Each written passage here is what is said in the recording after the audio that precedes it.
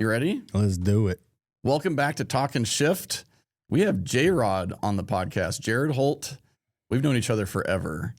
And this man right here has had a massive hand in helping shape street car history, kind of like we have, but in different ways. We're going to talk about some of that. He's also shaped what 1320 video is in a bunch of different ways too. Well, that's super. I appreciate the kind words. And it's just been a journey to see, you grow, bro. Like, it's pretty crazy. Like, coming out here and seeing your house and your what you've become and what it's grown into. I've been there since the early days, and I just props and congratulations. It's pretty awesome. Thank you. Thank you. JROD likes to party more than most people I know in any way he can. On road, off road, on the streets, at the track. It doesn't matter. Never with shoes. Never shoes. Never shoes. Shoes are, we weren't born with shoes. We don't need shoes. And if you've seen him on Street Outlaws, they always pan down to his feet. Yeah. Every time. Yeah. A couple times. It's kind of my thing. I that was the thing that started in high school. I grew up, very average American, a trailer house in the country. And so I just didn't wear shoes. And, Not much has changed. No. Played golf in high school and college barefooted and started street racing barefooted. And it just kind of was my thing. And so when we got the chance to be on Street Outlaws, I was telling Sean Murder I was like, I'm not going to wear shoes. Is that going to be a problem? He's like, absolutely not. That's who you are. Yeah. Don't wear shoes. I'm like, Amen. Okay. Yep.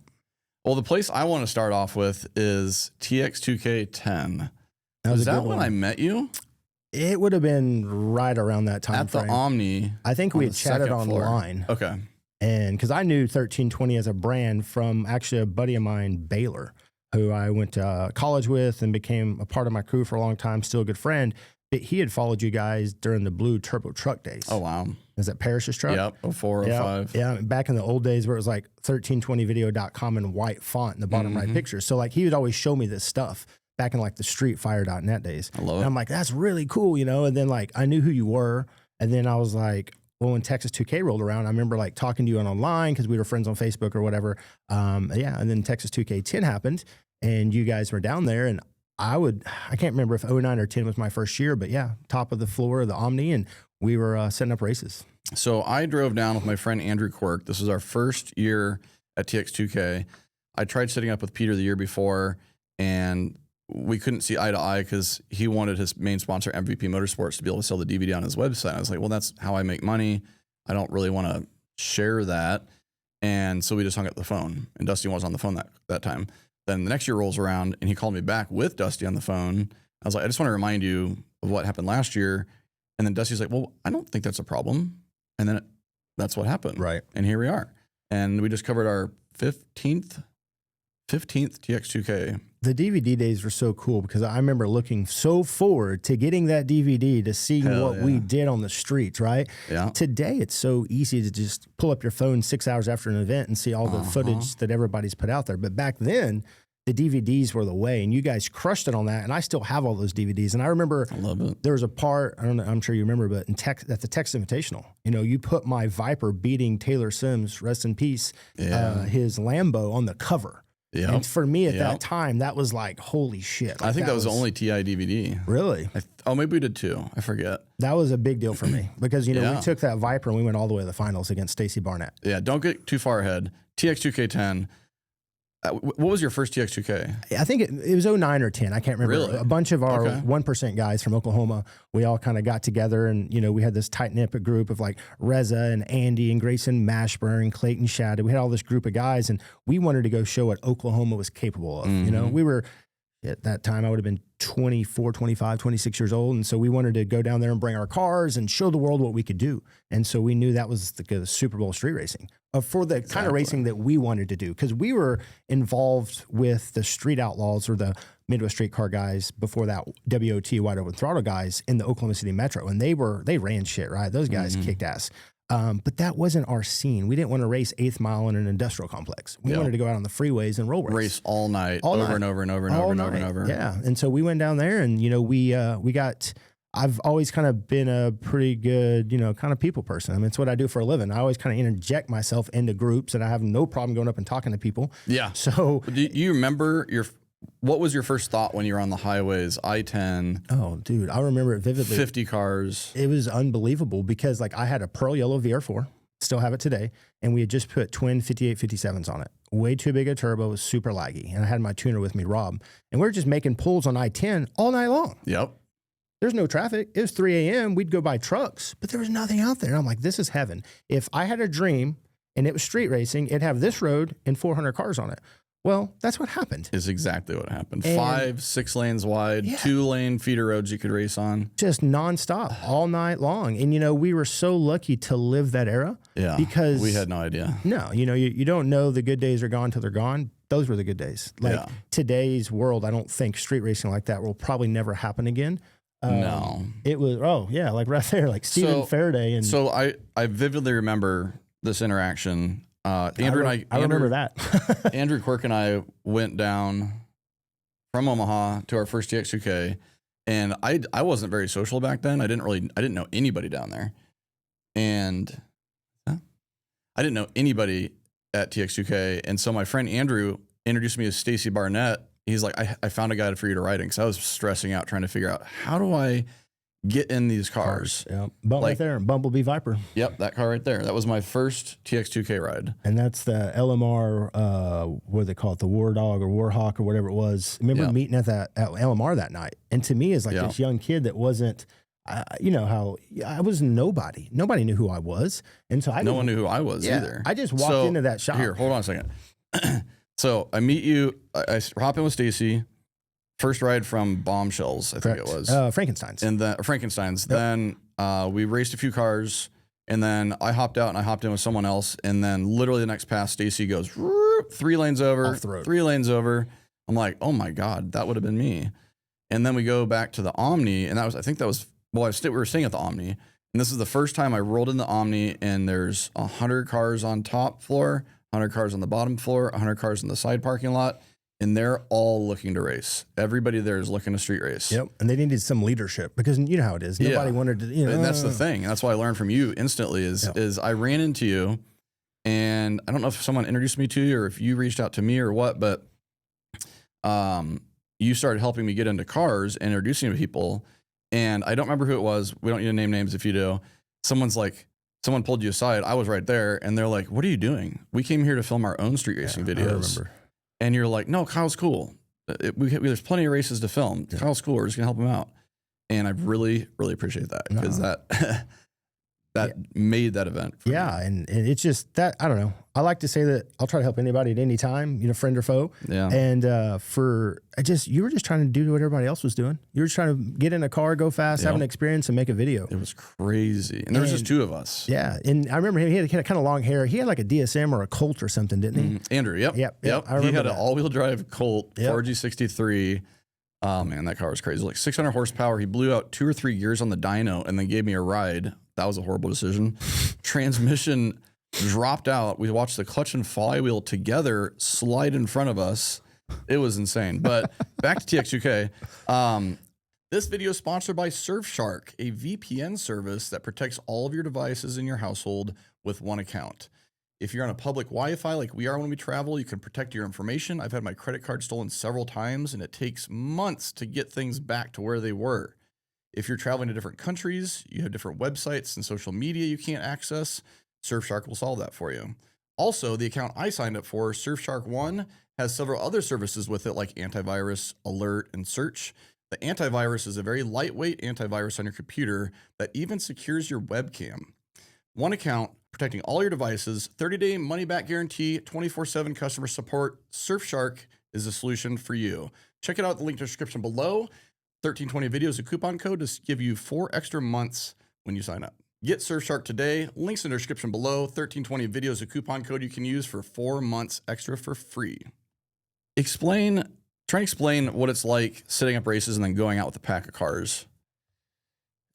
In those days. Yeah. I mean, you would get there, and of course, how much power does your car make? Oh, it makes 600. Bullshit, it makes 600. Nobody wants to tell their true horsepower. Nobody ever does, right? Yeah. So you're just like, well, this car, my buddy has this, and he does that. And like, you're trying to set it up. And of course, everybody's sandbagging because they don't want to lose. And of course, those are the early days of GoPros and cameras. So it's just starting to get on film. And so, yeah, you'd go out there, and no matter what you set up, it never happened. You'd go out there and you may get one or two of the races you set up, but it was just a smorgasbord. Like everything would just get down. And then you'd have to worry about bikes out of nowhere. You know, oh my God. Yeah, the bike guys, they'd get in the middle of everything. And then I will remember John Vaughn. Yes. So like he helped out a lot. He helped a lot. But going back to setting up races, maybe not in 10, but maybe 12, 13, 14 at the Omni, you find two people with the same horsepower cars. They find two or three other people to race each other, similar horsepower. And all of a sudden, 20 minutes later, you have 40 cars between 600 and 900 horsepower. And you just raced as many times as you could on the way to the truck stop. Yep, all the way. 30 miles out. And Katie. It took about 18 minutes to get there. And then about, coming back, you'd race as much as you could until you ran into cops. And if you ran into cops, it took you another 10 minutes to get back to the Omni. And then you'd go through a tank of fuel. Again. Yeah. You'd go through so much fuel. You'd get there, oh shit, I don't got enough gas to get back. Yeah. And I remember like Will Dugas and like Andy and SW and Mullet and all those, like we had just such a solid group of people back then. And I didn't like those first couple of years, I didn't have anything fast.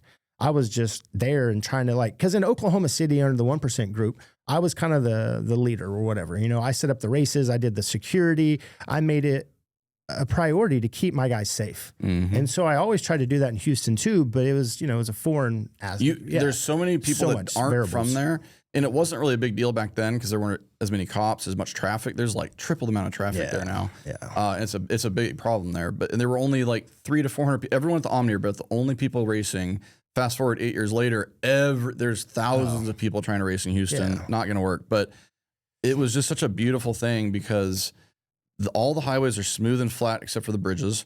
And 4, 5, 6, wide. Sometimes 7 lanes wide. I filmed 2 different 4-wide street races, 1 5-wide street race once. I had goosebumps. Yeah. Oh my God. It was incredible. Never going to happen again. No, ever. And it's just, there's so many memories and I'll try to keep on the timeline we're on right now, but like, there's just so many things you could talk about Texas 2K. And don't get too hurried to talk about it all. We got some time to talk. Yeah. It's just crazy. I just love 2010 to 2015. We had no idea how good we had it. It was everyone was respectable. Everyone was safe, as safe as you can. Street racing. There were no incidents, no wrecks, couple fires. Yep. A couple of wrecks. A couple of pushes, and like the video I think that Stinson had pulled up. If you remember, Josh Ledford, who was working at LMR at the time, got into it with I think Tag, and Tag was driving Joel's white with blue stripe twin turbo Viper. And of course, he thought he was faster. And I can't remember what Josh was driving, probably a LS powered something, a Vet or something. And, Josh is getting up in his face at the end of the Hardy. He's like, I'm going to beat your fucking head, up in his face. And like, that was really the only incident that I ever really remember. Of course, nothing happened. But yeah, it's just crazy. Like that first year. Well, Tag loves drama. So everywhere Tag goes, there's drama. Love you, Tag. Going back to that moment, well, a couple moments, but the first TX2K10, you remember how cold it was? Freezing cold. It was 50 degrees. It felt like 30. Yeah. Winds out of the north. I remember SW was borrowing a jacket from somebody or whoever it was. I don't remember. But speaking of SW, first twin turbo Lambo I ever rode in, I think you were there, right? There. We went to LMR. Was that 11? That was... Or was it 10? It was 10. That all happened the first year. Wow. Because that was when SW debuted that car from Underground. Right. And it was black. Yeah, because they had just got into twin turbo cars a couple years earlier, I think. Yep, because he was driving 6-speed Supras and had the 7-second 6-speed record run in the Supra Boost Logic car. Yeah, he was a super guy. Yep. That's right. And he's an everything guy. He's a car guy. I love SW. He's got so much cool shit. Such a nice guy. Yeah. Lots of cool And I remember, stuff. I don't know if you were, I think you were there that one night when we got through racing. He took us all out to I don't remember where it was. It was like 40 of us.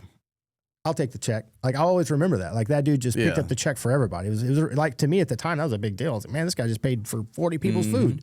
So back to LMR, SW, and Stephen Faraday. A Vet with nitrous bottles in the back. It was a customer car, I believe. RC Cox. And here's the thing. I met Stephen Faraday at the gas station just going out of town towards the track. Out of the Omni, like a couple miles down the road.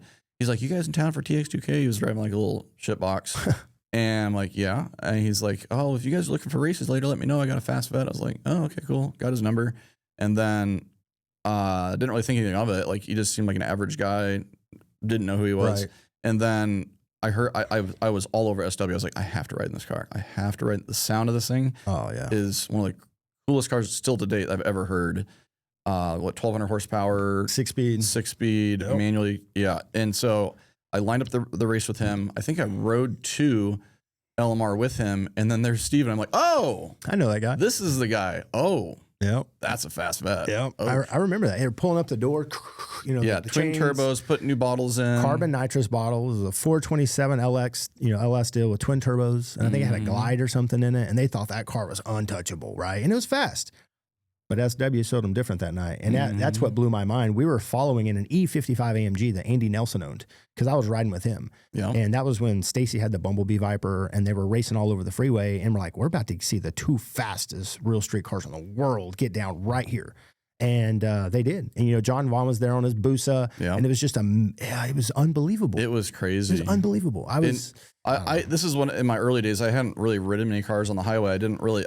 We always try and push ourselves to the left lane so we could film the other car. Didn't know. Yeah. And so the vet's like way back. The whole back of the Gallardo's a blind spot. So I didn't really film much except for some headlights out the back. But it was the craziest thing because I was filming that and then we start hitting the brakes and I pan back around. And here comes Josh Ledford in a F-body Camaro at like 170 around a bend, drifting the car. I'm like, oh, he was really close to clipping us. I remember. I think if I remember right, it was like a dark F-body Fortune with like a silver hockey stick stripe on it, and it said Old Bets on the license plate. It had been 200 in the Texas Mile. Like that car was like a serious race car. And it was 6-speed, and I don't remember if Ledford was driving it or another tall, kind of buff, long-haired guy. I don't remember what his name, Jonathan maybe. But that whole LMR camp at the time, they thought they owned Houston. And then SW come down on that Lambo and showed them. And that, as we'll probably get to, wasn't the only time that SW showed them up. No, the old boy from Austin. Yeah. Still a Texas guy. Such a cool deal. Like the Texas 2K days, and we met at Frankenstein's, and they had the bikini contest with like Jessica Barton and all that. And then they had the food, and then we'd all get amped up, and then we'd hit the I-10 and we'd head west, and we would just street race, just wide open, man. It was, I don't know, like people. The best days of roll racing ever. We had this past year, we had possibly my favorite night of roll racing, the last night at TX2K 25. It was insanity. We had like 8 or 10 V10 turbo cars together in Dallas, and they all raced each other. Yeah, in Dallas, they all raced each other. The roads are not nearly as good as Houston. The police are on top of things, and I don't blame them. Like things get crazy, but it's watered down a lot to the point where it's like rewound 8 years to it's only a few hundred cars out racing. Correct. Not as much as many idiots that were causing the problems, causing accidents, causing deaths. Yeah. A lot of the deaths that were caused during TX2K were drunk people. Houston Rodeo was the same weekend, and so anything high speed related was linked to street racing. Yeah. Not saying nothing. I don't know which was which, but that was one of the problems. But man, I want to relive TX2K 13 mainly. 14 was amazing too. Meeting up at Mullet Shop. Oh, yeah. Private security. I liked the Omni the best for the first few years, and then it got too busy. And then, private security won't let any racers in. We had to talk him into letting some of our racer friends in, mainly your racer friends. He was cool. One of our really good friends today still. Oh, Mullet's a great guy. Yeah. Cool Mullet cars. and the private security. Yep. He just sat there. Then if you remember, all the racers would sit down the street. Yes. In the parking lot. Around the corner, waiting for us to leave. Well, you knew it was going to happen. It was inevitable. So they would send out decoy groups. And then those cars would follow the decoy groups, and then the big boy cars would pull out later, and they'd go another way. They didn't know. Yeah, they didn't know which cars were racing. I get it. They were just being kids and young people wanting to see fast shit get down. I mean, I was that person too. Like, I'll never get mad at those people because, we're all that person. But at the same time, they need to be respectful and not get in the way. Yeah, we're trying to roll with 15 to 20 cars, and that's like max for being safe. Yeah. No bikes. John Vaughn was like the exception. He protected us from the idiot bikers. For sure. I don't know if you remember that year. He reached over and grabbed the dude I saw that. on the bike and said, "Hey, get the fuck out of here." Yeah, that was insane. Yeah. Shout out to John Vaughn. Love that guy. But I'll never forget just hanging out in that parking lot. The anxiety, that was probably the most anxious I've ever been. Oh, yeah. Is several moments in that parking lot because I was so excited about whatever race it would have been. First usually Aventador. Turbo Lambo. Yeah. Yep. Usually Turbo Lambo, or I did manage to go for a ride with Mullet in his Ford GT, and he didn't let people ride with him. Right. I don't think we ever made a pull, but it was just really cool. He did make one pull. Twin turbo supercharged and nitrous. Yeah. Had all of it. Turbo Super Nitrous. Yeah. Like, that dude's crazy. And then eventually gold plated before he got rid of it. Yeah. And this is the first year that Underground brought the Aventadors. And we were all like, whoa, like what in the world? You know, what's this going to, I forgot about his IROCs he always had. But that was a cool year because if I remember right, I may be getting my years mixed up, but this is the year that SW had the orange Superleggero twin turbo car, and Seafish, so our buddy Sebastian, had the silver 6-speed Supra. Yep. And that Tag drove. Yeah. And then there was some, hey, I'm gonna beat you, but obviously the Supra got him, you know. And they had the balls and the audacity to build the license plate that said S double who.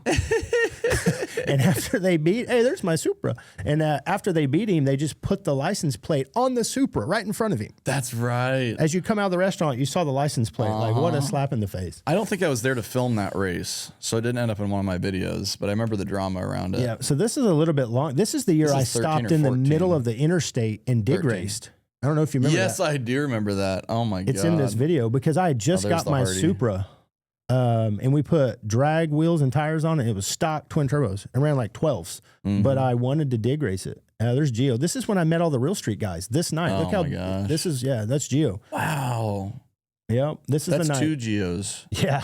This is the night I met all of them. This is how my relationship with Real Street started the next year after this. I don't even remember that. Like, I don't link Gio to that moment. I just remember him having a cool car. This was a crazy night because Trevor, who worked for Real Street, had that white Supra. Gio had the gunmetal, Quicksilver car right there. Hey, there's Javier. Yep. And then I had my green Supra.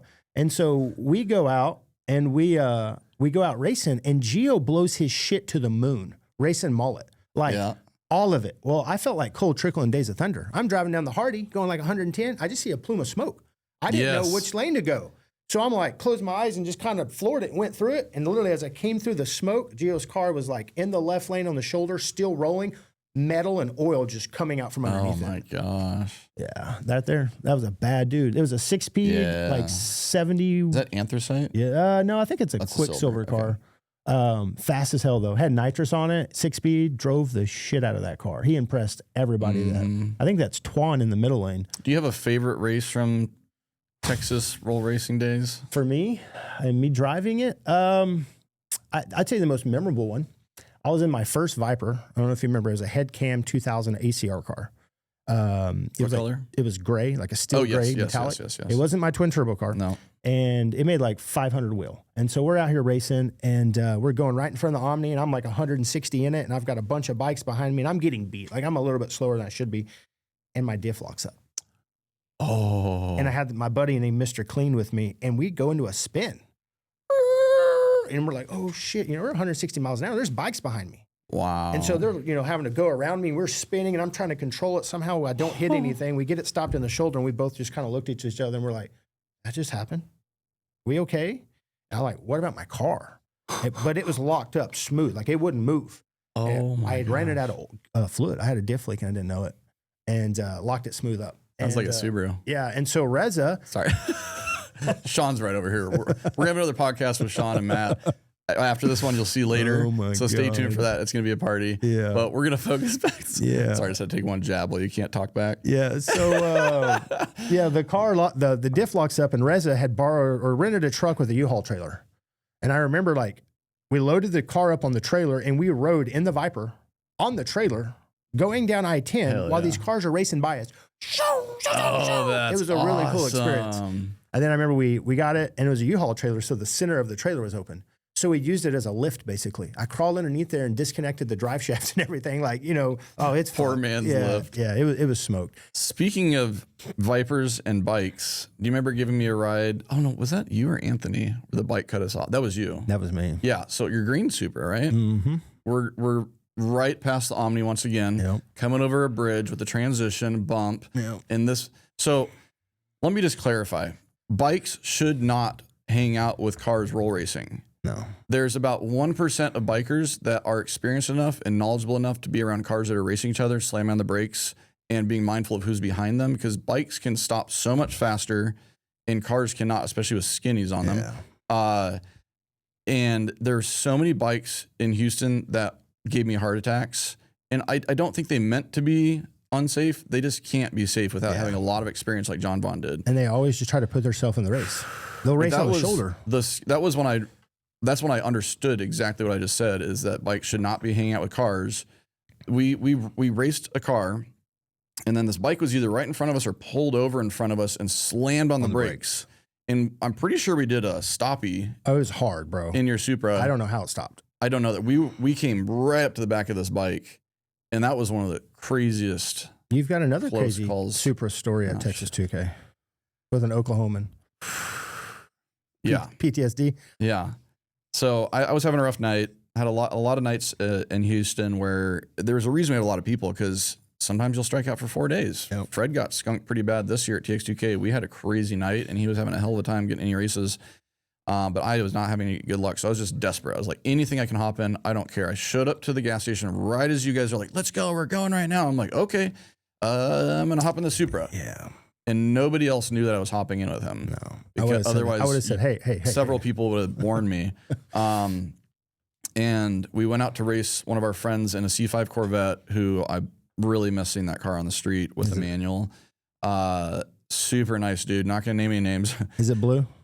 No, silver. Silver one, yeah. So it's in the video. Everyone, we've released it a few times. There was a little teaser. It was in the DVD mainly. I don't know if we've ever actually made a video of it yet.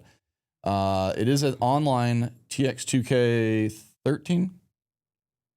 14. So TX2K 14, if you go to the very end, it's the end of the DVD, which is the end of my weekend.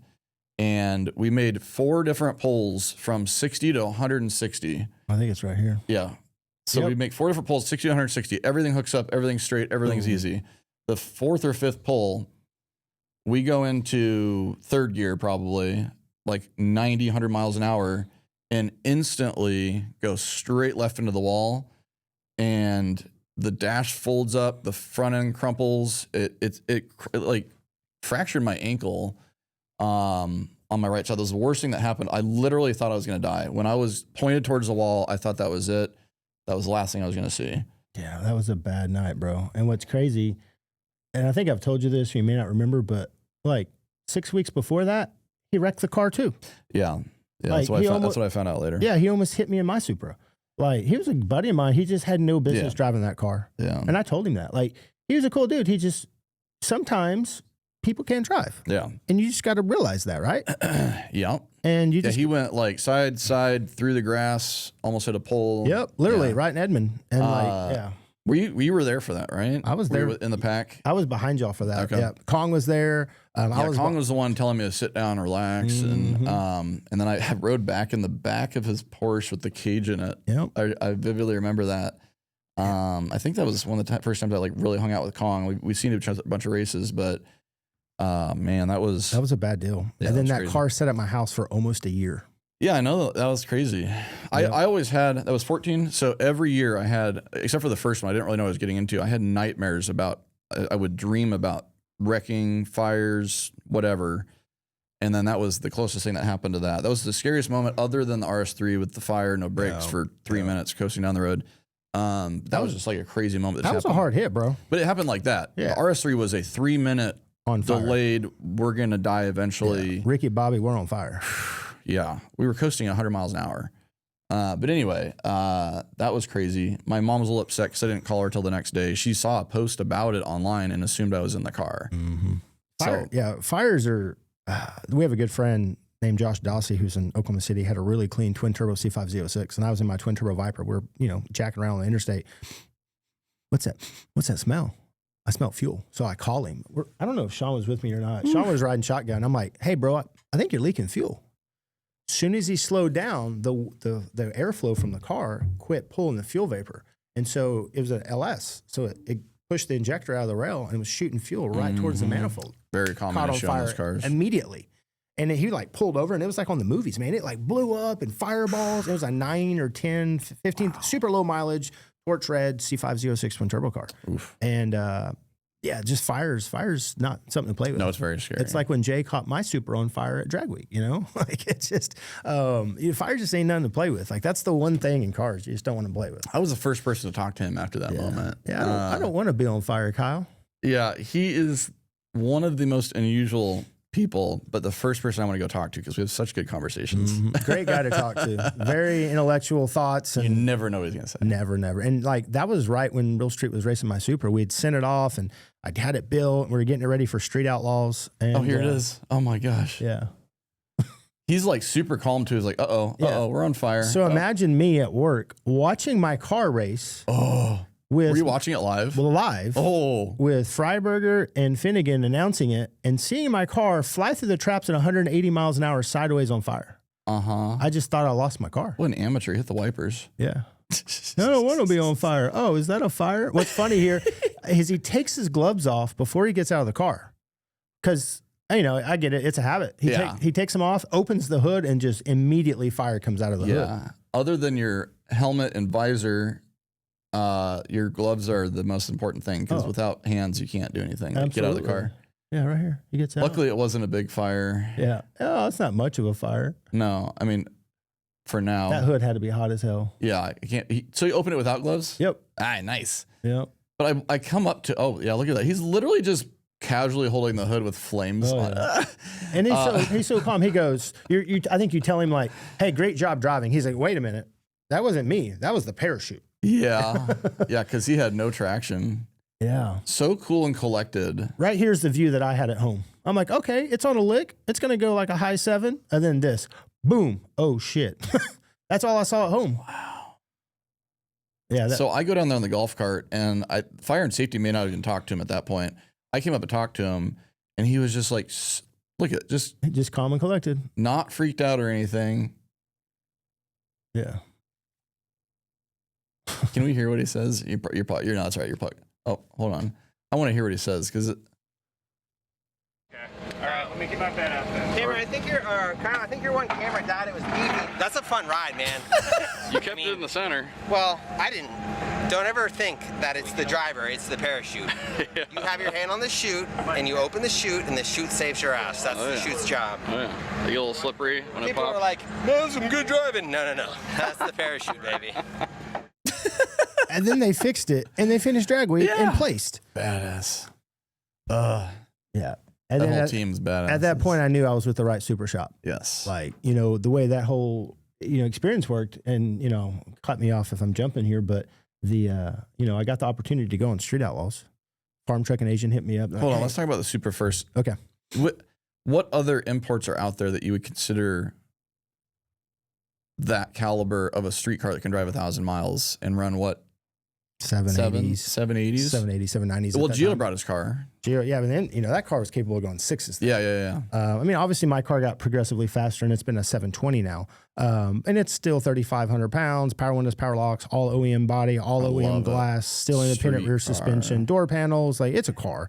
We can make it lighter. And honestly, like, I may go down that route because I have another Supra now. So it may end up becoming more of a race car. But another platform that's import based that could do that. Oh, GTR. Trevor, that car's badass. That car's sick. It's full weight, drives it from Canada, does 1,000, 1,500 miles, drives it race back. Week, fast as hell too. GTR obviously, but in the world we live in today, I feel like an all-wheel drive Honda.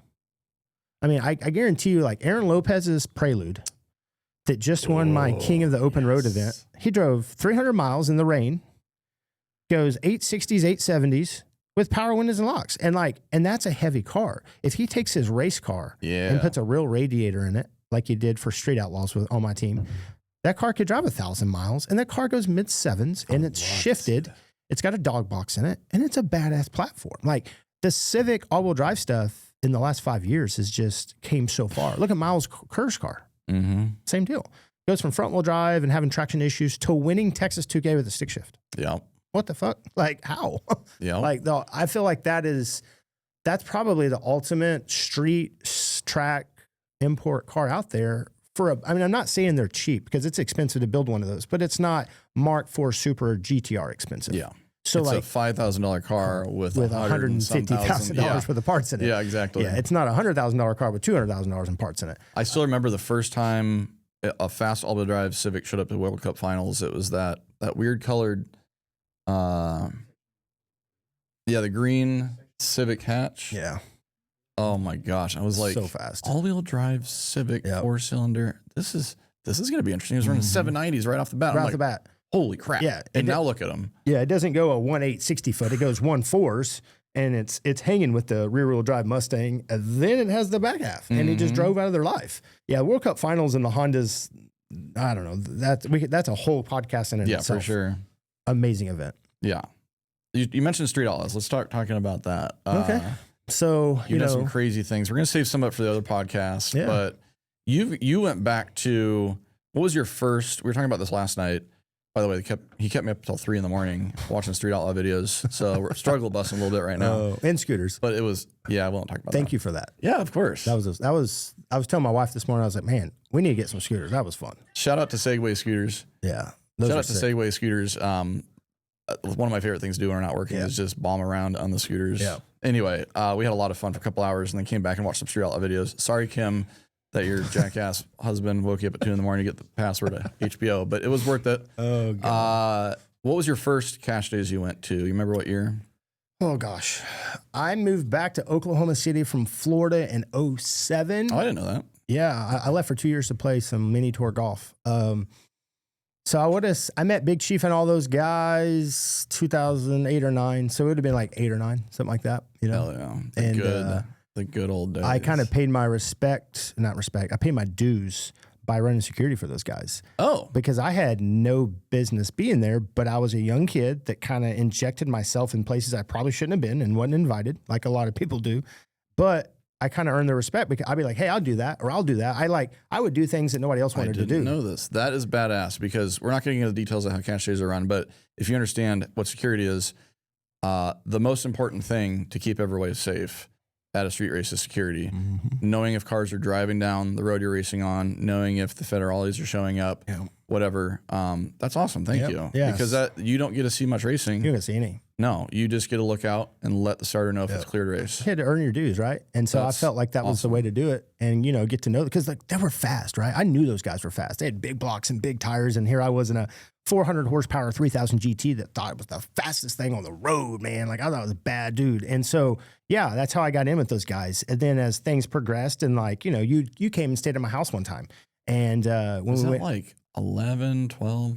I don't remember. It was it would have been after TX2K 10. Yeah, so it was probably 11 or 12. Maybe it was 2010 because it would have been March, and maybe it's the same year. But yeah, like I'd already kind of earned the respect from that point, and it all, like, I'd ran security for them because they used to even do cash days on 4-wheelers. They would just race anything. And that's how I met all those guys. And then there's back in the forum days, in Oklahoma, we had OK Speed. And we're talking about the road forum, not message boards. Right. Yeah. No, I'm talking about message boards. Oh, okay, both. Yeah, message boards. So you had OK Speed forum, and then you had Midwest Street Cars. And then, if you remember, they had a private group. It was a private section of the website you had to be invited to, and then it would show the top 10 list and all the call-outs. And then me and my group, we started the 1%. And so we had 3 car forums in Oklahoma. Well, we were pretty hardcore roll racers, and they seen us as like, hey, those roll race, dudes, they don't know what they're doing, blah, blah, blah. When we thought the Midwest Street Car guys were knuckle dragging, redneck hillbillies. I mean, both are pretty accurate. 100%. Yeah. And, but, there was some headbutting there, but at the end of the day, we still like to race, right? And so Big Chief got on OK Speed and makes out a call out. And he's like, I'll race anybody, anywhere, anytime for any amount of money from a roll. I'll take all you guys on. And I'm like, shit, I'll be your Huckleberry. And so I knew he wasn't going to drive the Crow, right? And at the time, he had a blue Chevelle that he called the Ghettovelle. It was a small block Chevy on a plate with a 400 in it. I think it went like 9s. Big nitrous guy back then. Yeah, big nitrous guy. And big guy back then. Yeah. And so we meet up, and I take Sean. I remember calling Sean. Sean and I had just met. And, at the time, he was like 115 pounds. He was the littlest dude I knew. He was still in high school probably, or freshman in college. I was like, hey, I'm going to come pick you up, and you're going to run this camera for me, and we're going to go race this guy named Big Chief. And he was just like, well, what? And so anyway, we get in the car, Before the TV show. Way before the TV show. And so it's on Big Rob's YouTube channel, but we're sitting there and we're sitting at a stoplight. I'll never forget this. I'm sitting first. It's at Memorial and Council. I don't know if you know that spot in Oklahoma City. It's a very kind of famous street race spot. Is it up north? Yep, northwest side of the city. Yep. And so we're sitting there and the light's red. It's like 3 a.m. and like 3 weeks of buildup has happened to this race, right? And all this online talk. And of course, I didn't have any money. And so like he's wanting to race for like $1,500. And I'm like, shit, I ain't got $1,500. I don't remember the denomination. It was a couple hundred is what I agreed to race. And so I'm sitting there in this car with Sean and we're looking at a stoplight. I'm like, I'm nervous as shit, right? I was like, red. Behind me, there's a motorcycle with a camera. I'm sorry, behind me is Big Chief. Behind him is a motorcycle with a camera. Behind him is like Flip and Chuck and Murder Nova and Kamikaze Chris and all of them, right? So there's like, we're 7 or 8 cars deep at this intersection. It's red. I look, oh, fuck. There's a cop. Literally like slow rolls right in front of us, turns left. As I'm sitting here, the cop looks at me and Sean and I'm like, oh God, what do we do? Pulls up to Chief and stops. Chief's in a fire suit and a helmet. The car's just blah, blah, blah, blah. You know, the cop just dead eyes Chief. Chief does one of the most Chief thing ever. Looks over and goes, what's up? And so the light turns green and we hang a left. And I'm like, what do we do? He's just like, fucking go.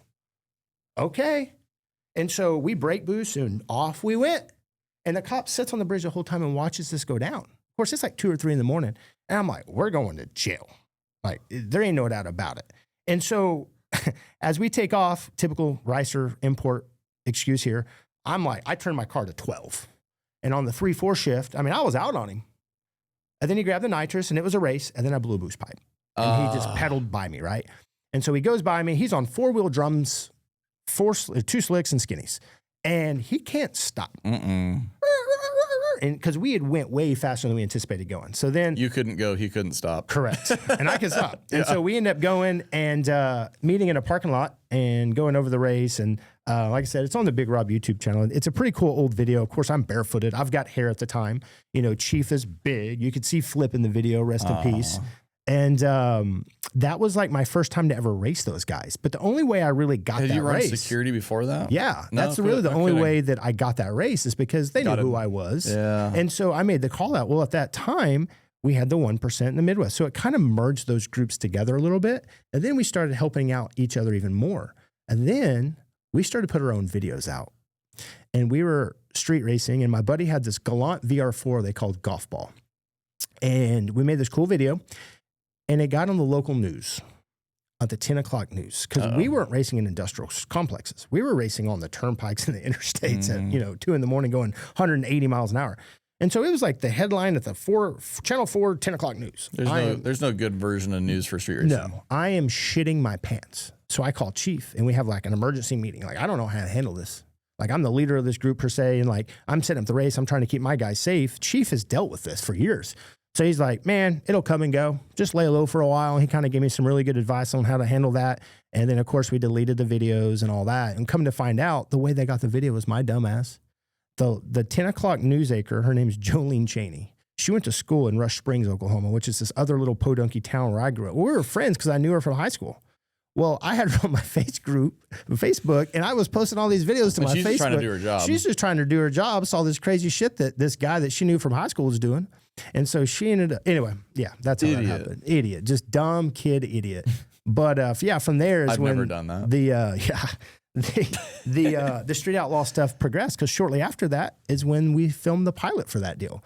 And what's cool about that is I filmed a lot of the pilot for that show, because they didn't know what the show was going to be about. They knew, Chief is going to be the leader. There's going to be a top 10 list.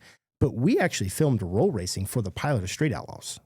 And interesting. Yeah, it was pretty cool. So Chief had a turbo red truck at the time. I had my Viper. Did they air this? They never aired it. So. I would pay a lot of money to see this footage, because a lot of it has Flip in it, which was a cool buddy of mine, great guy.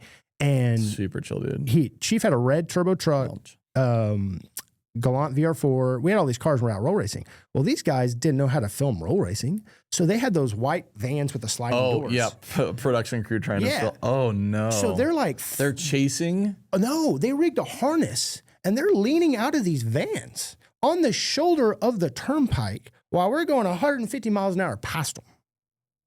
I can understand why they didn't air it. Yeah, it was wild. And so we race, and Josh blew his golf ball up there. But like for like probably 10 to 15 days, because they were filming every night for the pilot. Because we'd go to like these little industrial complex, and they were filming all this footage to take back to Hollywood to sell this TV show. I wish I could have been there for oh that. my God. I have one picture of that night, and it's Josh's car blown up, Chief's red truck, Kamikaze Chris's white truck, and Flip walking down the turnpike with a cigarette in his mouth. Yeah. Like, it was the most Flip thing ever. Hell yeah. And yeah, it was cool. And then we got to be a part of that. And Chief was like, hey, we're going to do this. I know you don't really have a dig race car, but if you build something, I'll give you a shot at the show. And so, of course, my gears start turning. And then the first season airs, and it was awesome. I was at every filming, right? It was just super cool experience. The second season starts coming out. Well, then Farm Truck and Asian is looking for more fishing races. And so they hit me up, and I had a yellow and black striped Gen 3 Viper that I put a Gen 4 hood on, and I put a nitrous kit on it. Very basic car. Wasn't that crazy fast, but it looked good. And they were looking for flash, right? And they knew I would make good TV. And so Asian calls me and Farm Truck calls me, and they're like, bring your Supra and let's race it. I'm like, shit, okay. And so at the time, it had a 67, 66 stock motor, stock auto trans, lazy. Trump probably 140 out the back. They had no short track. And so I knew I had zero chance. I was going to be on the TV show as an opportunity to make a memory to look back on. It was no more than that. Yeah. But also in the back of my brain, Chief had already told me, hey, if you get your car ready, we'll let you race on the show. So of course I'm a sales and marketing guy. I'm like, if I reach out to some of the super shops, this is going to be a really cool thing for them to put an import on this show. And I'm the only Oklahoma dude that really races imports. Yeah. And so we did that, and I go on the show, and I make good TV. You know, for the people that may be watching to remember it, I got a lot of hate mail, messages. I had to deactivate social media for a while because people really thought what I portrayed on that fishing episode was who I was. They thought I was this arrogant, you know, pompous, just douchebag. I could understand where they're coming from after. Yeah, because I talked shit. Yeah. I talked all this shit. You know, I was making racial jokes against Asian and telling Farm Truck he should be in a retirement home to use the money he won to pay for his tuition. I mean, it's just, I was having fun. These innocent guys that you just met, right? Yeah, right, yeah, just met. And so people don't know you're great friends with them. Yeah, and so like I'm up in their face, bowing up on him and chest bumping him. And, you know, no matter how good of friends you are, when another man pushes you, it turns a button on. Yeah. And so you could tell in our face, like, it was real. It was really good TV. And the producer, after he goes, that was the best fishing race we've ever filmed. Holy shit, that was amazing. Where did you get that charisma? I was like, man, I was having some fun. Of course, I'm barefooted, talking trash. Well, then the episode airs. And the backlash was insane. Well, at the time, I'd called Titan, Real Street, and Powerhouse. Powerhouse and Titan never got back with me. Real Street immediately called me right back because I'd met them at TX2K the year before. Oh, yeah. Street racing. And so they knew the car. They knew who I was. Was that the video we were just watching? That's the video we were just watching. Kidding. So I called Gio up. I go, so you met Gio the same time I did. Correct. That's cool. Yep. And I'd seen stuff from Real Street online, but they weren't as big as they are now. They were a very small company at the time. And so I hit him up, and I didn't know who Jay was. I just knew Gio because Jay wouldn't really street race, you know? That's not his thing. It may have been one time, but at the time it wasn't. And so I called Gio, and it was like 10 minutes later, they called me back. They go, yeah, we're in. We're in. Send your car to us.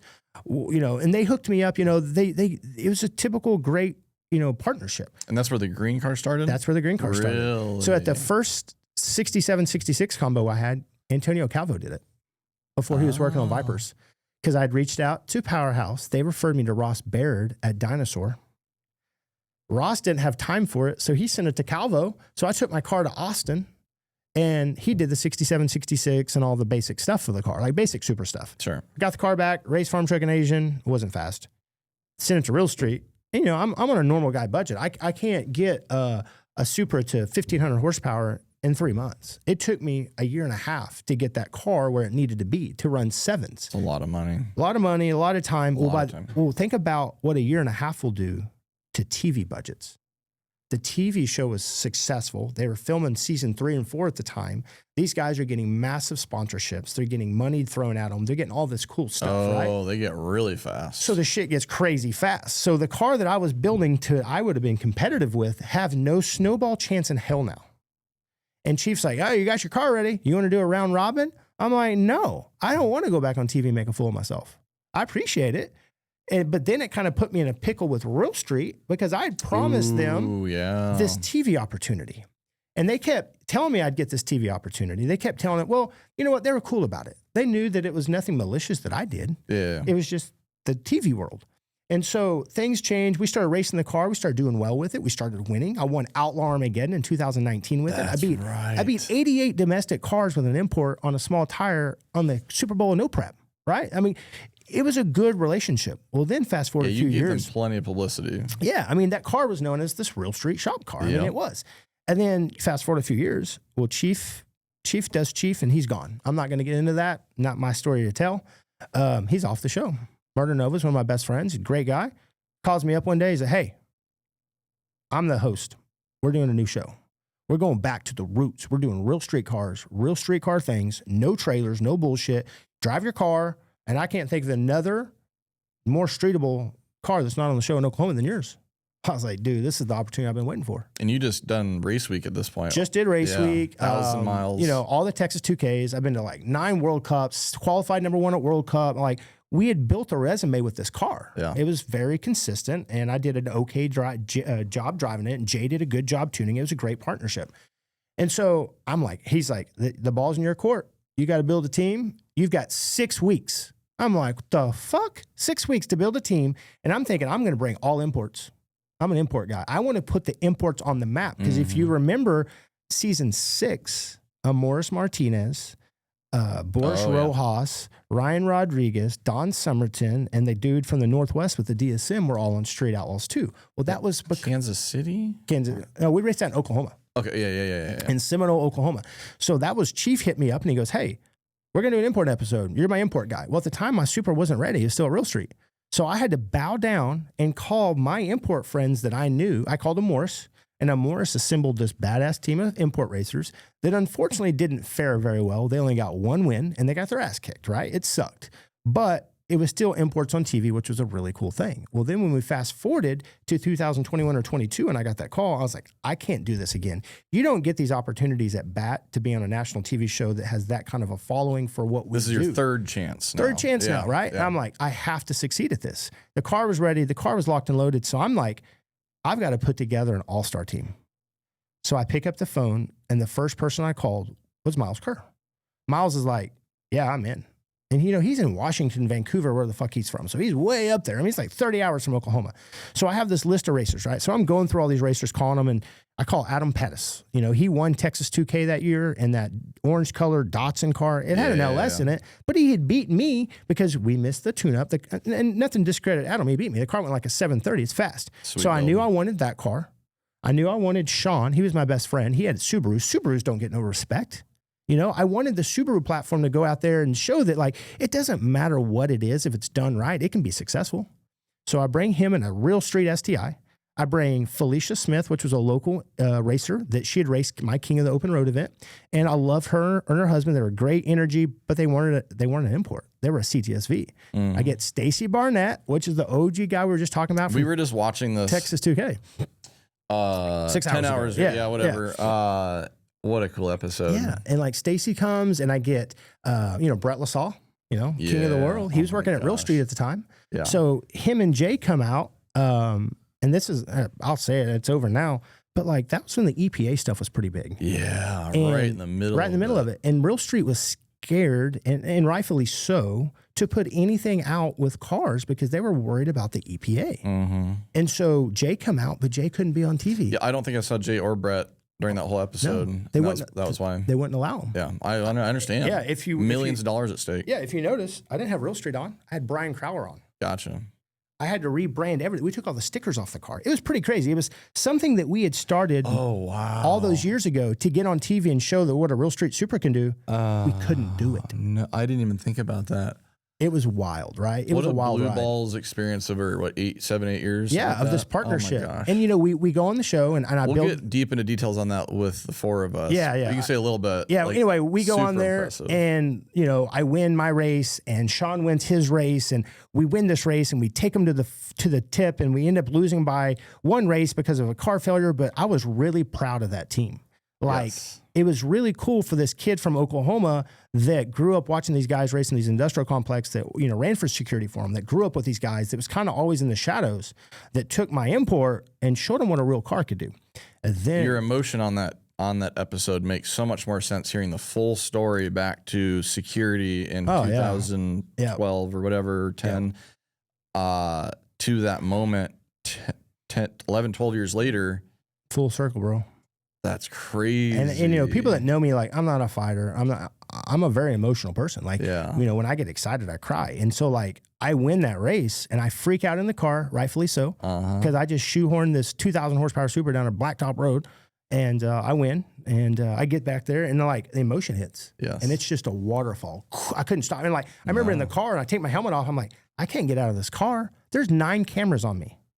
I'm like, I don't want to be the guy crying on national TV on a damn racing show. I think it's awesome. And so I remember, like, you know, I don't wear shoes. So I had my shoes in my floorboard, my socks were there. So I remember pulling my socks out of my shoes, wiping my eyes, trying to and it just, I couldn't stop it. And I can see Sean Murder Nova walking over. And I'm like, so I get out, I give my crew a hug. He's like, dude, that was amazing. That car's fast as fuck.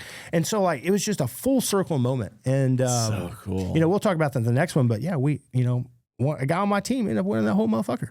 You know, an import won it all. Like, how cool is that? That's so sweet. Yeah, so that's like the Street Outlaw over, you know, a decade of my life. You know, I always felt like I had the car to compete. It just, when I got it back, it just wasn't, the show had 481X, twin turbo, you know, 88s and Rossler training. I mean, the cars went from street cars to fucking race cars. Like, they couldn't drive these cars for longer than 30, 40 seconds at a time. They were running M5 with nitro mixed in, and I mean, they were race cars. And so, yeah, it was just a really cool moment. And to see the imports show up so big on Street Outlaws, 95% domestics through all the episodes, and then here comes these crazy imports. Yeah, from all over the country, just throwing it down. Yeah, Florida to Washington. Yeah, I mean, just all over. Those guys. That's what's cool about that. And I'll kind of drop this carrot here. There's a local race promoter. His name is Big Mark. He's from Oklahoma. He does Outlaw Armageddon. Dude. Him and I are working on something to bring an import versus domestic race to Oklahoma, like that format. So if you watch that show, it was team captains negotiating the race for their racers to do that, right? So him and I got to chat, and, you know, I do the king of the open road and the king of the off road. I do my own events, and he does his. And I'm like, let's get together, dude. Let's do an import versus domestic.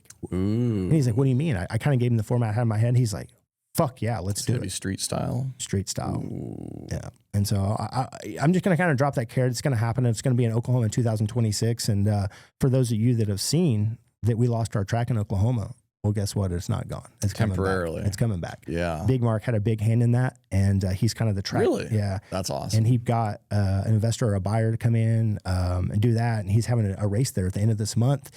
And, you know, Mark does a lot for the Oklahoma car community. He is the heart of the biggest races in general in Oklahoma, in that city. 100%. And keeping things there. You know, the Street Outlaws are touring around doing things everywhere, and he is the heart of racing in Oklahoma. And he has City. such a good relationship with all those guys. Yeah. And so that's what we're going to do. He's going to bring some Street Outlaw guys, and who doesn't want to race the Street Outlaws in a street car? And so I'm going to try to assemble a team of imports, and we're going to do a negotiation style. And I've got a really cool format in mind. And I don't know. I just think the world needs more import versus domestic. I agree. Love Jason Miller's event at World Cup Finals. Probably my favorite event to go to. And it's import versus domestic, but I want like a team of imports versus a team of domestics, and you negotiate. He's got the best of the best, quickest of the quickest race cars. There are some street cars in the world. in. Yeah. I know where your heart's at. Yeah, mine's a street car, right? Yeah. So I'm racing my street car at that event. I've been number 1 qualifier. I went to the semifinals. I've never won that race. I've just never got it done. Because I mean, but there's race cars at that event. We want street cars because all those Street Outlaw guys, they built street cars for that last season of the show, and they have nothing to do with them now because the show's done and they're racing the new MPK spinoff thing. I can't remember, like Speed, whatever it's called. Speed Promotions. They're racing that, and I don't know how that's going. I know Sean just won last week in Murder Nova, but those guys have real deal street cars that they're itching to get out there and drive. And so if we can put the right sponsors in the production and the promotion, and who doesn't want to see an import versus domestic, you know, negotiation for lean. I'm just really excited about it. It's something that we're working on. Yeah, I love it. Shout out to Big Mark. He actually, I don't think he knows this, but second or third Outlaw Armageddon, he really helped shift the way I filmed videos. Our team filmed videos. I think it was probably the second Outlaw Armageddon we went to. He called me before the event and he said, Kyle, I know how you make videos. I just have one request. I want you to show people what it's like to be at my event. I'm like, huh. I thought I did. Then I looked at the videos. I'm like, I'm just showing the racer in their car and them racing other people. I don't show really anything else. So I worked really hard. It was very uncomfortable to spend some time showing the hour-long line to get a signature for Big Chief. Correct. The pits filled with Street Outlaws. The grandstand's absolutely packed. The experience in the pits, the experience up in the tower, showing more angles of the racetrack to really show what the experience is like. And that has shaped what we do still today. Because I don't want to go to an event and just show this like real narrow view of like 3 cars. I want to show a good variety of what it's like to be at the event. And we still do that today. Yep. Yeah, you guys are the king. You're the best at what you do, and it's just like anything. You learn as you go on, and sometimes you need that little bit of sprinkle, like do this, and like Big Mark's great about that. And to touch more about the Big Mark Street Outlaw deal, like you can love them or hate them, but what the Street Outlaws have done for motorsports is unbelievable. Yes, it's unbelievable what that show and those guys have done, and the fan base. They went to Australia and raced like. It's worldwide. And that's what I always try to beat through the producer's head. Mike, rest in peace. He was the producer on our last season. I tried to tell everybody, because I wanted obviously to be on the show more, right? I felt like I had a place there. I was as Oklahoma 405 as they came. So I always got in those guys' ears. I go, look, guys, you're in America. You have Chevy, Fords, Dodge, you're domestic country. Every car on the show is a domestic. But when you're talking South America and Australia and to Puerto Rico and the Dominican Republic, Trinidad, they don't know what a Chevy, Ford, or Dodge is. They want a Nissan, Toyota, Subaru, and there's way more of those people than they are Americans. Way more. Yeah. Your untapped market on that deal was out of control. I kept trying to tell them. And sure enough, if you look at the ratings for the Imports Strike Back episode, way higher than the rest. I wouldn't say way, but it was the highest rated show of that season because they were able to show, and those people in those other countries, they love rotary cars. They love Mazdas, they love imports. It's so cool that we all love cars the same, but we all do it different. And that's a universal language. Any country we go to, doesn't matter if they speak any English at all. We start talking about cars, broken languages, instant friends. Right away. Immediately. And cars are the bridge. That's the cool thing about cars. You could be black, white, purple, green. You could have any race, any sex, anything. And cars bond that. Amen. And that's what's so cool about cars. And that's why, like with my events, King of the Open Road, my Cruising Oklahoma stuff, like I love it. You'll have a guy that's 70 years old that used to be out in cars, cruising around with his wife that's in a wheelchair, and some kid in a Kia that's 18 years old that's just starting the hobby. Yeah, it's a great addiction to have. It's crazy, man. Cars are awesome. One last thought on Street Outlaws. You know it as much as I do. The world has eventually grown to understand it, but in my opinion, drag racing, street racing, Sweden's a close second, originally close first. The Street Outlaws original crew is like the most legit about it street race cash days in the world. Sweden's been doing it since 1982, so shout out to them. My favorite street race in the world, Stockholm, Sweden. But these guys in the U.S., craziest, like you'll never, without being there in the early days, you have no idea just how legit these guys are and why they were the perfect people for the TV show. Unbelievable. And I miss those days a lot. Yeah. Some of those people are the exact same people. Some of them aren't. Barefoot Ronnie Pace. Yeah. Right? You got Boosted GT from Texas coming up. The Texas-Oklahoma rivalry is always there. It doesn't matter what Boosted GT picked me up from the DFW airport my first cash days, stayed at his house, hung out, got to see him test his Mustang before the cash days. Limpy, Michael Hollis, student driver. I mean, the list is long, and they've built a relationship with the guys from Oklahoma. And, it's just so crazy cool because, like, the Street Outlaw thing, like I said earlier, it just changed things, bro. And, like, those early days racing at, like, Climate Master, when the car was, like, the road was shitty and the cops would come and block us in. We had nowhere to go. And they didn't care. They just tell us to get out. Well, Chief had things in place. We would move spots and set up new races, and we'd figure out a way to get that race done.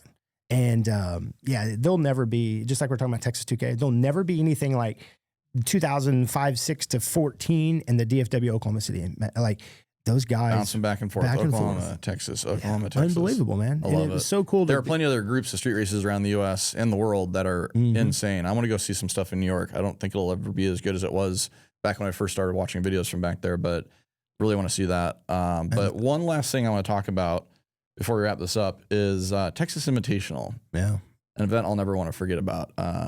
Really cool. Literally take TX2K roll racing on the I-10, put it on airport runway, keep the shit talking was honestly crazier at TI. I'll say one word, Eddie Bello. Oh. What a cool story that was, you know? Wow. Like Sean came with me for that. And this guy brings an air-cooled Porsche. Yes. Thrashes on it and whoops everybody's ass. Yes. Like, what? Was he only there 1 year? 1 year. He just came out, showed up, slapped that thing on the table and left. Like, broke his rocker. I mean, the dude thrashed on that car. Iced the intercoolers down. You know, that dude was legendary. Yeah. But the Texas Invitational was cool. And I don't know if you know how I got injected into that deal. So once again, I was sticking my nose probably where it didn't belong. And I got word. There used to be a forum in Houston called 701. I don't know if you remember it. It was super private. It's called 701. I heard about this, yeah. Super private. Well, I weaseled my way into it because we had the 1%. And then they had DallasRacing.net. And then they had 701 in Houston. Well, I get on these forums and start poking around. And I find out, I get a word of this event called DVH, Dallas versus Houston. So it was a Texas 2K style event, but it was on the streets, right? And I was like, well, shit, why don't you, I got guys from Oklahoma. We'll come down there. And so we did. And we went down there and we got with them. And then Amar Sood and RC Cox, the guys that kind of head up the Texas Invitational, they're like, hey, we're going to do this on a runway in Cattle Mills, Texas. I'm like, shit, sign me up. And so I'll bring my guys. And of course, they were thinking bigger picture. They were getting sponsors and, you know, T1 and, you know, the AMS cars and Underground Racing and like all the biggest of the biggest and the Calvo Vipers and Nth Moto cars and all that. But bro, the first Texas 2K, I think it was, not Texas 2K, Texas Invitational, 2012, maybe 11. I don't know what year it was, but that's when I met Scotty Whitty. That was his first event to cover for you guys. Did we go to the first one or was it the second? Well, for me. Okay, gotcha. I went to the first one, but you guys may came to the second. But that's when I met Whitty, and I was looking probably through 9 or 10. I think that was his first event actually traveling with me. Yeah, look at Eddie Bello, man. Oh my gosh, look at him flying away. Instant traction. Oh yeah. Instant power. And a freaking look at the dude. Yeah. Look at me in the background. Is that you? Yeah, with the 1320 hat. You brought that hat to my house last night, didn't you? Yep. Holy cow. I love Amar starting these races. Oh yeah. Just legendary. I think he's racing mullet, yeah. Yeah, that's mullet. Is that the Erie Stone? No, that wasn't the Erie Watch Stone. this. Car 'cause he got beat. What the fuck, man? That car was crazy. I mean, the underground Lambos with the E-gear in them were the king of the king. Was that 13, 14? 13 probably. 12 years ago. 12 years ago. 13-ish. Yeah, so he went on and won that whole thing. And if you remember, he beat Tag in the finals, driving, I think, Bill's orange right there. And if you remember, of course, they can never get a square start because Underground wanted to kind of, you know, get a little momentum on them. But that's the thing with, look at Tag in there. He's just like, mother, you know, he's pissed as hell. Little dude freaking from New York on an open car trailer, drove all the way to Texas and whooped that ass. There's Jacob. Yep. Sorry. Oh, yeah. I bet Casey was mad as hell. Yeah. But yeah, we learned not to talk to him too much when they lost. Look at this thing, man. It was just crazy cool. We were helping him cool the car down. Do you remember that, Sean? We were spraying water and putting ice on. Look at him putting VHT. Painting prep onto the tires. Anything it takes. Dude, the dude was, and it was sad. He ended up wrecking that car like in a mile event or something. Wow. So many Big Bird, mullet. Oh, yeah. That's Stacy Barnett's Porsche in the background. This is the year that I went to the finals in my 6-speed twin turbo Viper and subsequently lost to Stacy in the finals. And so part of the reason that it doesn't exist anymore is these cars were way too freaking fast. They couldn't stop. $1,500-foot race and about 1,550 shutdown, 1,600, whatever. And you could not go onto that runway at the end because it was a live runway, and it was very rare for a plane to be there, but sometimes planes would literally just touch down right at the end. I had a really close, I don't know if you remember this. So I'm racing, gosh dang it, what was his name? He had a black C5 Camaro from LMR with a Pro Charger on it back then. I can't remember the guy's name. He raced on Street Outlaws too. But anyway, we're racing. I'm way out on him in my 6-speed Viper. I'm going like 170 miles an hour. Fourth gear, top of four. Yeah, fourth gear. Hit the brakes, start slowing down. Pedal goes to the floor. Oh. That ain't good. Pump. Oh shit. I ain't got no brakes. Yeah. So I'm pumping. I'm trying to stop. I'm downshifting the car. Pump down. I'm sandbags. What do? So I'm going like almost 80, 90 miles an hour. So I went wide left, turned into it, put the car into a spin, put both feet in, was keep pumping. Somehow all I did was hit a sandbag. And what had happened was I remember that. The brake line was so long it looped. And when the car would load, the tire was just rubbing the brake line. And so it put a hole through that brake line. That was wild. And that was the year that I beat Taylor Sims in his Dallas Performance Twin Turbo Nitrous Lambo. At that event, just like any roll race event, there's never a clean start. No. And I feel like... And that's part of the reason that event ended. It was a very disappointing, frustrating ending to that event. And we love that event. But if it wasn't going to be that, it was going to be safety at that facility. For sure. Because it was Cars just are too too short. fast. These cars were almost 3,000 horsepower. Yeah. Can you imagine today? Yeah. They would never stop. They would never stop. No, but it was such a crazy spot. They literally had the announcer booth set up on a rocket pad where they launched rockets. Yep. Everyone come to the rocket pad for the driver's meeting. I'm like, what are you talking about? Yep. Another cool TI story. And they laid concrete for a burnout pad because the airport wouldn't allow them to do burnouts. So one of the tags was the only roll race with a burnout, or only airport with a burnout pad. Yep. Oh, that's cool. But do you remember Wallace Spearman racing mullet on foot, the Olympic runner? There's a video. You have a video of it. Yes. Because they were talking. It was for like a decent amount of money. And he ended up beating Mullet's ass on that bicycle. The dude's like an Olympic sprinter. The guy beat Usain Bolt, bro. And he right here, yeah. Oh, how did you find that so fast?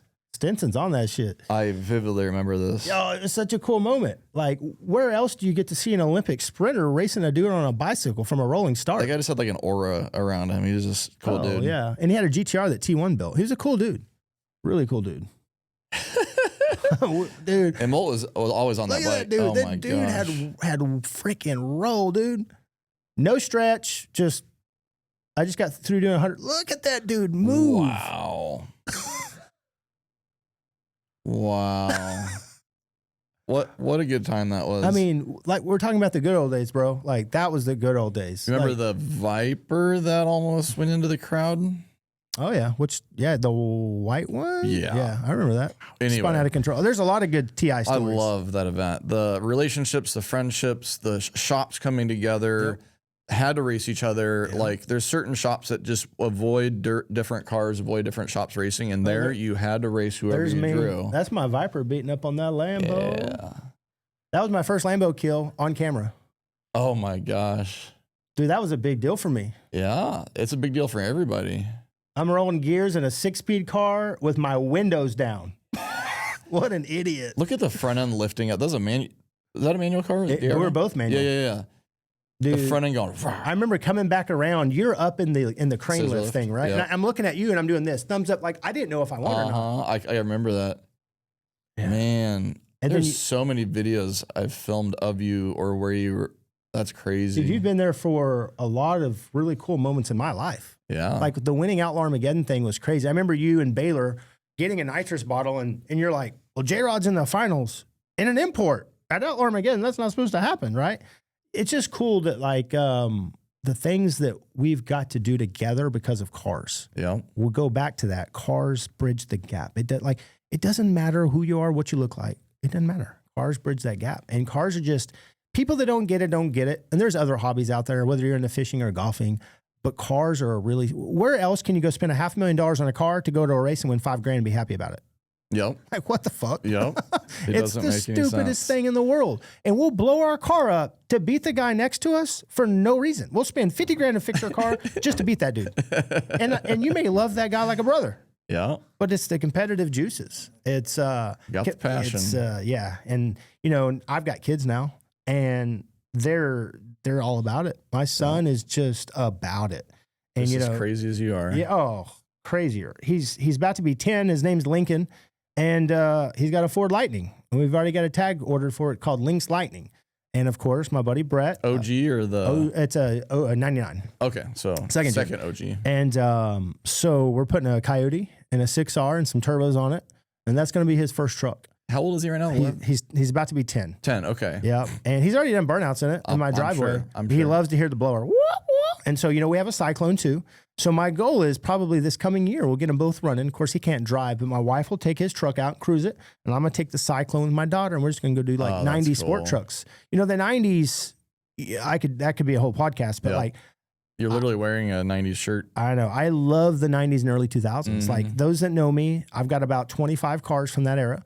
And if you haven't seen the 1320 garage on JROD's garage, check it out. Very unique collection. Yeah. And what's crazy, really I've got like 10 more since then. It's a problem. Yeah. And it's a problem. But I just like to enjoy those cars. And, you can pay homage to the guys of the 60s and 70s that did this stuff in their garage, that didn't have the internet, that were porting heads with Dremel tools or whatever they had. They were doing it.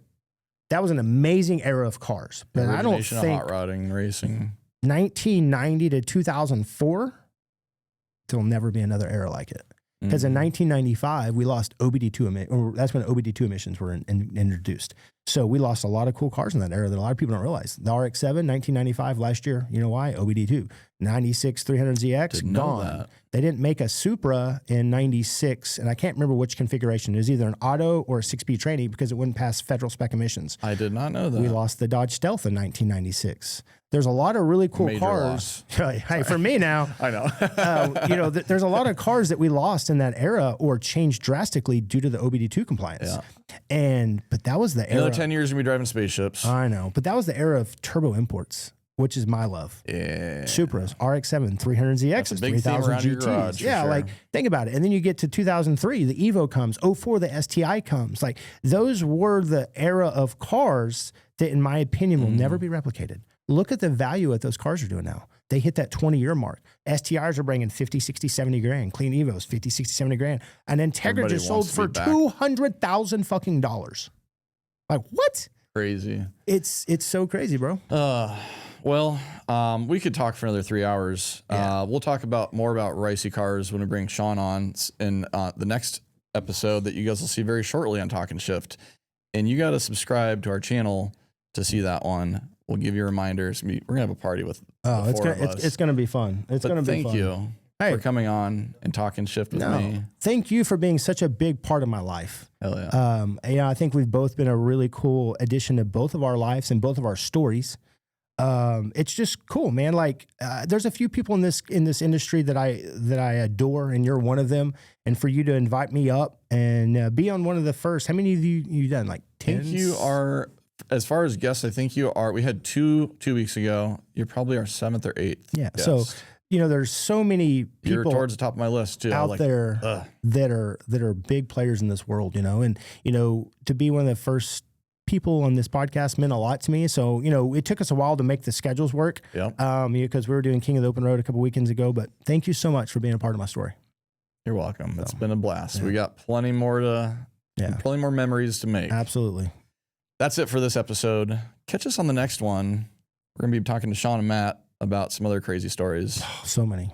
We'll see you in the next one. Thank you.